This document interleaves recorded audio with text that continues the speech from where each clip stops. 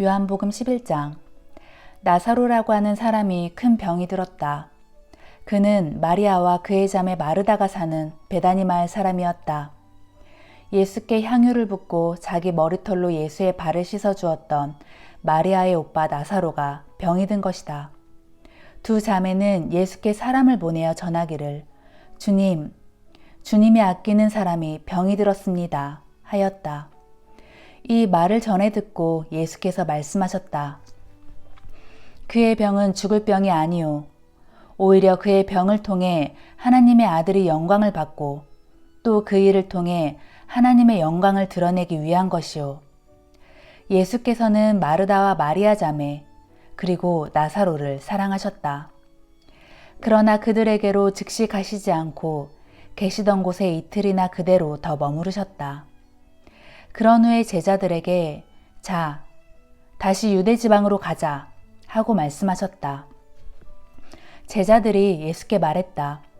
선생님, 유대인들이 선생님을 죽이려고 한 것이 바로 며칠 전의 일입니다. 그런데 어째서 다시 그곳으로 가려고 하십니까? 예수께서 말씀하셨다. 낮은 12시간이나 되지 않느냐? 사람이 낮에 걸어다니면 세상을 비추는 빛 때문에 걸려서 넘어지지 않는다. 하지만 밤에 걸어다니면 빛이 없기 때문에 걸려서 넘어지기 쉽다. 이 말씀을 하신 뒤에 예수께서 이어 말씀하셨다. 우리 친구 나사로가 잠이 들었다. 자, 이제 내가 가서 그를 깨워야겠다. 제자들이 예수께 말했다. 주님, 그가 잠들었다면 낫게 될 것입니다. 예수께서는 나사로가 죽었다는 사실을 말씀하신 것이지만 제자들은 그가 단순히 잠이 들어 누워있다고 생각했던 것이다. 그래서 예수께서 분명하게 말씀하셨다. 나사로는 죽었다. 하지만 내가 거기에 있지 않았던 것이 너희를 위해 아주 잘된 일이다. 그래야 너희가 믿을 수 있게 될 것이기 때문이다. 자, 이제 그에게로 가자. 그때 디두모라는 별명을 가진 도마가 다른 동료 제자들에게 말했다. 여러분, 우리도 주와 함께 죽으러 갑시다. 예수께서 제자들과 함께 베다니에 도착해서 보니 나사로가 이미 무덤에 묻힌 지 나흘이나 되었다. 베다니 마을은 예루살렘에서 대략 오리가 조금 넘는 가까운 곳인데 많은 유대인들이 문상을 와서 마르다와 마리아를 위로하고 있었다. 예수께서 오신다는 기별을 듣고 마르다가 마중을 나왔다. 마리아는 집에 있었다. 마르다가 예수께 말했다. 주님, 주님이 여기에 계셨더라면 제 오빠가 죽지 않았을 것입니다. 그러나 지금도 늦지 않았습니다. 이제라도 주님이 구하시기만 하면 하나님께서 다 이루어 주실 줄 압니다. 예수께서 말씀하셨다. 마르다야, 너의 오빠가 다시 살아날 것이다. 마르다가 예수께 대답했다. 예, 그렇습니다. 마지막 날 부활할 때 제 오빠가 다시 살아날 것이라는 사실은 저도 압니다. 예수께서 마르다에게 말씀하셨다. 나는 부활이요 생명이다. 나를 믿는 자는 죽어도 죽지 않고 살 것이다. 또 살아서 나를 믿는 사람은 영원히 죽지 않을 것이다. 내가 이것을 믿느냐? 마르다가 예수께 대답했다. 예, 주님. 저는 주님이 이 세상에 오신 하나님의 아들 그리스도이심을 믿습니다. 마르다는 이 말을 마치고 돌아가 동생 마리아를 불러 말했다. 주님이 오셔서 너를 찾고 계신다. 마리아는 즉시 자리에서 일어나 예수께 갔다. 예수께서는 아직 마을로 들어가지 않으시고 마르다가 마중 나왔던 곳에 그대로 머물러 계셨다.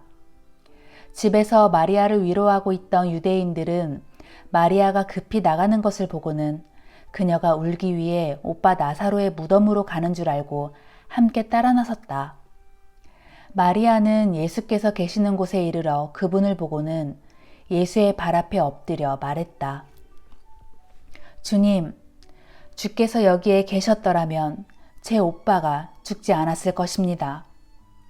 예수께서는 마리아가 우는 것과 또 함께 따라온 유대인들도 우는 것을 보시고는 심히 마음 아파하셨다. 예수께서 그들에게 물으셨다. 나사로를 어디에 두었소? 그들이 대답했다. 주님, 와서 보십시오. 그때 예수께서는 눈물을 흘리고 계셨다. 그러자 유대인들이 수군거렸다. 저것 좀 보시오. 저분이 나사로를 무척 아끼고 사랑했던 모양이오. 그러나 그들 가운데 어떤 이들은 빈정거렸다.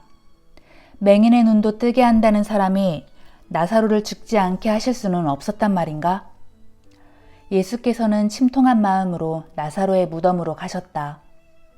동굴로 된 무덤은 입구가 큰 돌로 막혀 있었다. 예수께서 말씀하셨다. 저 돌을 치우시오. 그러자 죽은 나사로의 누이 마르다가 말했다. 하지만 주님, 오빠가 죽은 지 나흘이나 되었으니 지금쯤 냄새가 날 겁니다. 예수께서 말씀하셨다. 마르다야, 내가 믿으면 하나님의 영광을 보게 될 것이라고 내가 너에게 말하지 않았느냐? 마침내 사람들이 무덤을 막은 돌을 옆으로 굴려놓자 예수께서 하늘을 우러러 보시며 말씀하셨다. 아버지, 제 말을 들어주시니 참으로 감사합니다. 언제나 제 말을 들어주시는 아버지께 새삼 이런 말씀을 드리는 것은 여기 서 있는 사람들로 하여금 아버지께서 저를 세상에 보내셨다는 것을 믿게 하려는 것입니다.